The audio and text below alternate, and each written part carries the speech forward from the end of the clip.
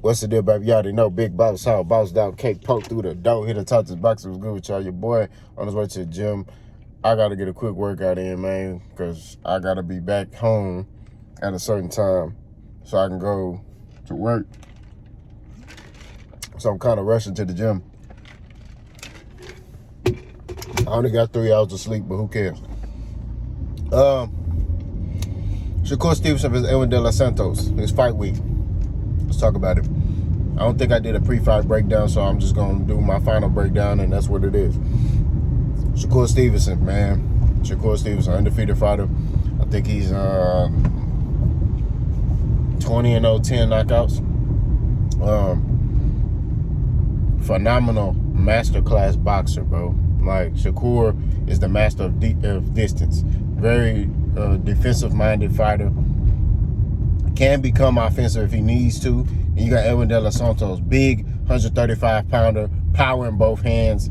You know, impressed me, you know, when he knocked out El Rayo in 3 rounds. You know what I mean? El Rayo came into that fight the big favorite, and, you know, de los Santos made lunch meat of him, right? You know, he got knocked down too, but, you know, he showed the world in that fight. And then the next fight he came out, you could tell he learned from that fight because he came out fighting a whole nother style. So I'm very impressed with Edwin de los Santos. This is a kind of tricky fight for Shakur, but I still got Shakur winning this fight, you know, by unanimous decision. I think it goes to decision. I could be wrong. Shakur may stop him. You know what I mean? Styles make fights. You got De Los Santos who got to come for a style. And what he got to do to win this fight against Shakur is he got to make it an ugly fight. But also he has to take away Shakur Stevenson's jab. You know, Shakur kind of uses that jab to measure distance, also to control his opponent, you know, as far as his head movement and where he want to place his shots at and things like that. I mean, he did that against Oscar Valdez. You see a lot of fighters do that. You know, Terrence Crawford did it against Errol Spence. You know, Errol does it sometimes. They use their lead hand to control the head and place it where they want to place it so they could throw their shot. Errol Spence did that against Sean Porter. He used his jab, held Sean Porter's head at a certain place, and then he threw that hook, right? He threw that short left hook that dropped Sean Porter. So a lot of fighters use it, but Shakur uses it a lot, you know, and it's more like a rhythm thing. He's like out here with it, you know, he out here with it, and then, you know, he'll double up on it, and he'll, you know, he don't get me started. I know how to emulate that boy, but he perfected it. So De Los Santos, he got to make this a rough, rugged fight for Shakur. He got to find out how to close that distance. You know, that's just what it is. He got to find out how to close that distance. I think how he need to do that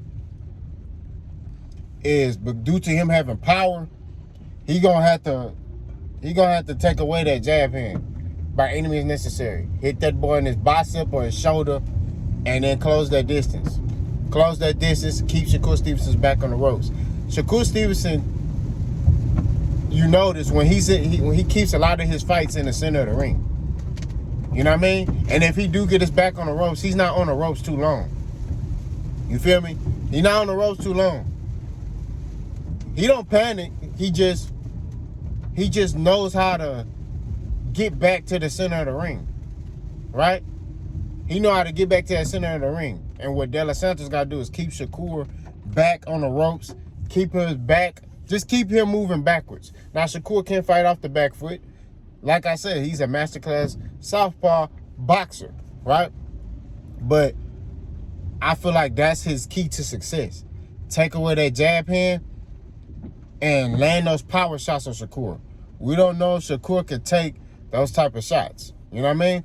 Now, granted, he may be able to, you know, and he might not give De Los Santos the opportunity to, you know, land those type of shots. You get what I'm saying?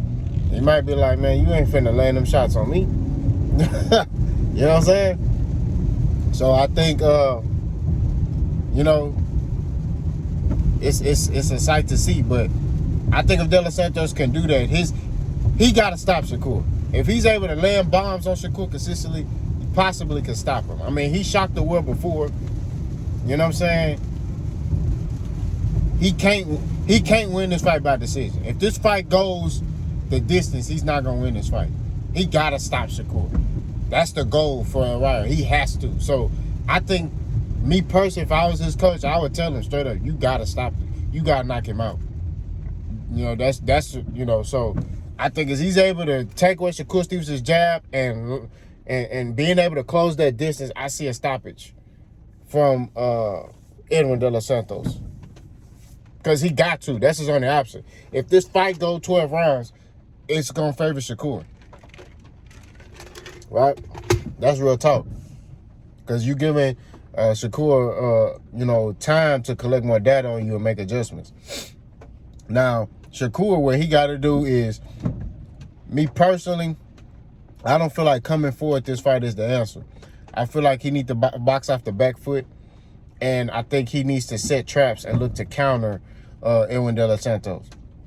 You know, but he needs to make sure that he's defensively sharp, right?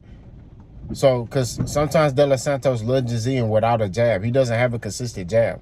So, what Shakur can do is use his jab, fight off the back foot, stay off the ropes, use angles, and look to set traps to counter this man. You know, if he's defensively responsible in this fight, you know, if he's sharp, he should win this fight fairly easily. I think Shakur can win by unanimous decision if he, is sharp, right? Now, notice I said if he's sharp, because you notice the fights where Shakur Stevenson didn't talk that much before the fight, he dominated his opponent. The fights where Shakur Stevenson talked a lot and, he didn't dominate his opponent. He had a subpar performance, right? Prime example, that homecoming fight he had where he missed weight when he was at 130. He did a lot of talking before that fight. And he had a subpar performance. He wasn't happy about that. He knew it wasn't a good performance. He was honest. That's one thing I like about Shakur. When he had bad performances, he's honest and being like, look, the performance wasn't good, right? So he realized I had a subpar performance.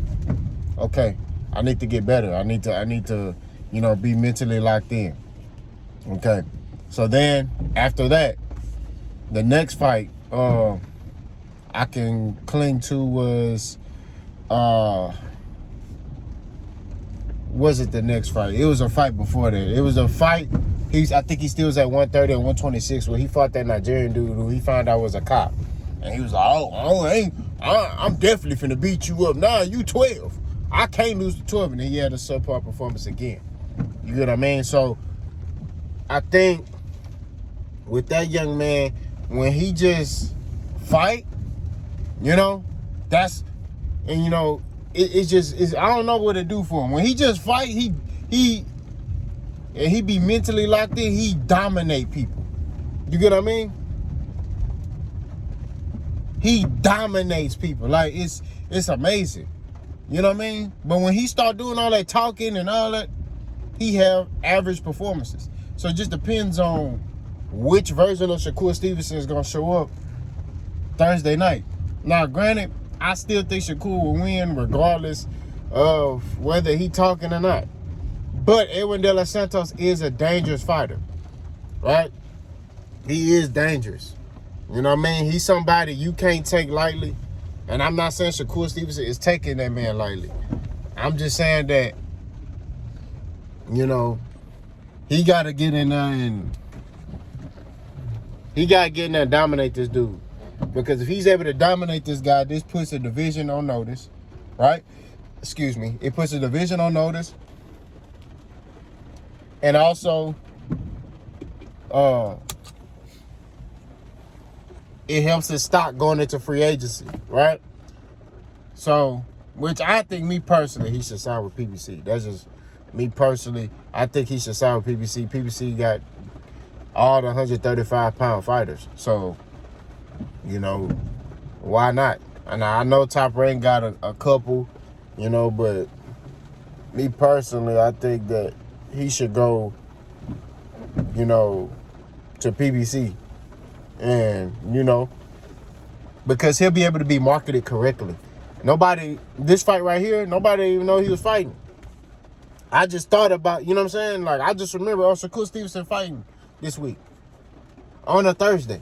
You get what I mean? So, I just think that with Shakur, he got to go somewhere where he can be marketed the right way. Even if it's not PBC, just make sure you go somewhere where they can market you the right way. Because Shakur Stevenson is the best fighter that Top Rank has right now. Y'all see the comparison. Because Terrence Crawford, when he was signed to Top Rank, he put in all this work, been there the longest, and they was disrespecting this man. You know what I'm saying? So I just think that, like, man, to keep it a stacked bundle, he gotta leave Top Rank. Top Rank is I ain't trying to hear nothing nobody saying. Top Rank do not market black fighters the right way. When you come in as a prospect, they do a good job of, getting you the fights and things, like getting you certain fights. But once you reach a certain level, it's like they don't have a use for you no more. Whereas the other fighters, the European fighters or white fighters who are very good, they continue to build them up and put them in top fights. You look at Lomachenko. Lomachenko don't have I don't think he even got the same amount of fights that Shakur got. But Lomachenko could tell Bob, man, I'm not fighting right now. And it's cool. But Shakur Stevenson tell Bob, I'm not fighting right now, it's going to be a problem. You know what I mean? So it's the double standard in boxing. You know what I mean? But also, but y'all let me know what y'all think. I got Shakur winning by unanimous decision on Edwin Santos. Now, I'm supposed to go live. That's boss bag. I ain't get to go live. I told you I was gonna go live, but I got busy. And, we just gonna keep it stacked. I was busy, and by the time I realized that, like, man, I was tired, man. So that's my bad, man. I be doing a lot of stuff, man. I work a lot. I work 2 jobs, and that's just what it is. So, and it is what it is. But me, I don't make excuses. I'm gonna give y'all that live one of these days. I might go live today, but I'll let y'all know. It's just my schedule is hectic right now.